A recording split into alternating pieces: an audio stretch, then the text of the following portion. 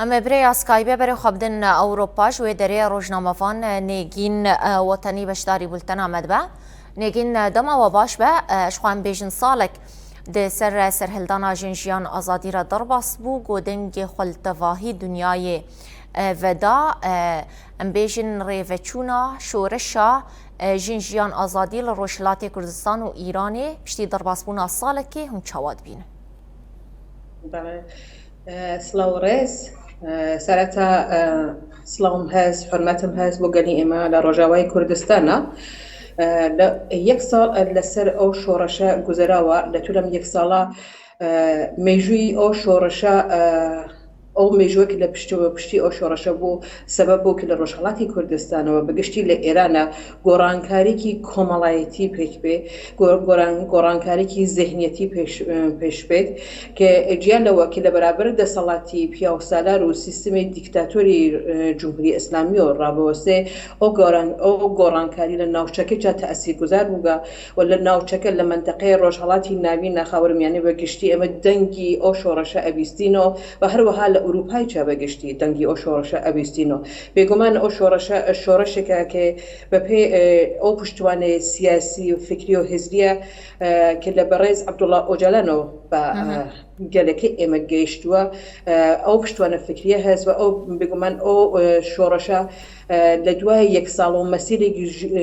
مسیری که زور گرینگی تیکرگو هاتکو تا به استگیشگا استش خلق روشلاتی کردستان به تو او همو گشار و فشاره که حکومتی ایران مسر گلکا استپینت و لدوای او همو نیروگر نظامی پلیسی امنیتی اعزام کرده به کردستان و روشلاتی کردستان بلام بعضم بگشتی خلق حتی حناوی او دنگا که حزبکانی روشلاتی کردستان به یکو لسر اعتصاب و مانگردن حیام بو روشلاتی کردستان و خلق حتی حناوی امرو لکردستان بگشتی روشلاتی کردستان مانگردنه که آراوا و لشارکان تری ایران بگشتی خلق به شوازگر جیاواز نارضایتی خویان لبرانبر او دیکتاتوریو نشان ادنو به شوازگر جاجیا حل میدانه. بله نگین ام بیشن باوی جینا امینی امجد امینی جه آلی دولت ایران و هاتبو گرتند سال وگرا یکم آخوا پیشاندانا دو گفلی هاتبو خوارن گو کچ آخوا ببیر نینه ام بیشن اف گرتن و گف خوارن تی چوات تیه ام دکارن بیشن گو ترسا دولت جوی شورشیه. دراستی باکی جینا هفته که پیش لام سالوگرا کامنتی کی ل فیسبوک ل اینستاگرام ل دنیا مجازی بلاو کردو و وقتی اما سالگری ام کنشمانه اگرین و دواکی نهمو خلق لقل اما بن بلام لحين كات لحمان كاتي جبوك جينا اوي وتوتي لخلق اخوازم که هیچ تندوتيجيك نتا آراوا با آرامی بلام او حکومتی ایران باکی هاورد استجاب باکی جینا سرتا گردیان بردیان وزارتی اطلاعاتی ایران دوای او که آزادیان کرد بلام لمالکی خویا حل حبسه یعنی لمالکی خویا نتنها باکی جینا هموه بنمالکی دایکی چی هروا حل حبسه دایکی خانوادک بنمالکی حل حبسه اتوانیت وابد رژیم ایران نتنها لأوان بلکو لهموی او جوانوا که اتوانی در روشالات و لایران به تعروا ترسی که زوری بود لبرو ام هفته رابطه به تایب دوی کوپر که یعنی ام چند روز رابطه بردوام سایکل گنی روکان خوی بتریو تسلی لشارکان بلاو پیباتو و هر وحال لسر شارکان هوا پیمای جنگی هاوردگا که شارکان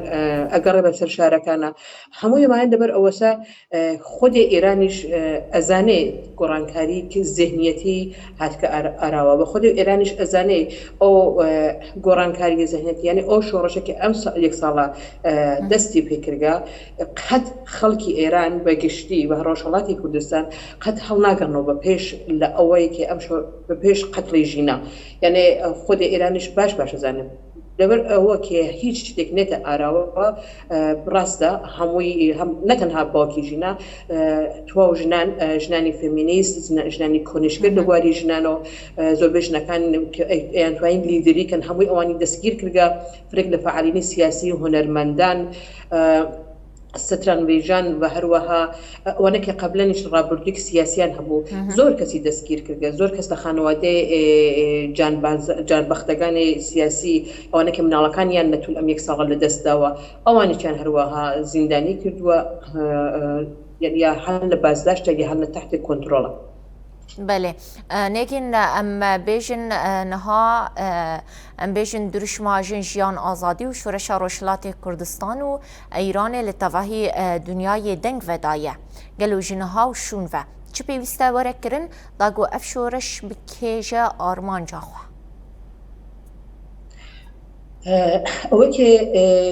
ڕاستی ئەشێ بنەمای ئەو فەلسەفەی سیاسی ئەو شۆڕەشە بە باوەڕ من ئەبێ باش بۆ خەڵک پێناسە بگرێت ئەوە کە پەیوەندی بۆ شۆڕەشە هەست ئەو ژن ژیان ئازادی پارادایمێکی سیاسی فەلسەفی و هزری هە لە پشتیەوە ئەمە بابەتێکی زۆر گرینگە ئەگەر خەڵک ئەیانەوێت ئەو شۆڕەشە سەرخەن ئەبێت ئەو پارادایمە فکری و فەلسەفیە بناسەنن چۆن لە توول ئەم یەک ساڵە زۆر کەس هات کە ئەو دروشمە ئەو شوعارە ژنجیان ئازادیە بە شێوازگەر جیاواز ڕابگۆزنەوە یا بە ئینحرافی بکێشن یا شکڵێکی تر لەو شوعارە نمایش بدەن بە زۆر کەس هاتن هەتا ئەو شوعارە تەسەڕوفیکەن و ئەو جۆرەوە خۆیان گەرەکیانە پێناسەکەن بۆ کۆمەڵگە ڕاستە سەر نەکەفتن بەڵام توانیان زربە بن لە شۆڕەشەکە زانی توانیان ئەو شۆڕەشە ئەو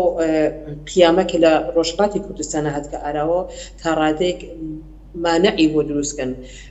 تا ڕادێک سەفتەی ببن و ستۆپی ببن ئەوەکی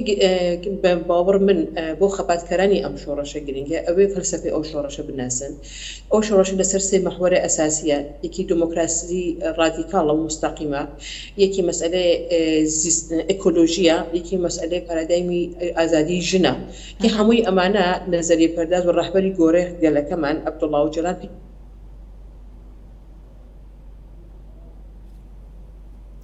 بله بورین تکلیل گل روزنامه‌وان نگین وطنی هات برین گل اکسپاس جبو تبلیبونا روزنامه‌وان نگین وطنی جا اروپایی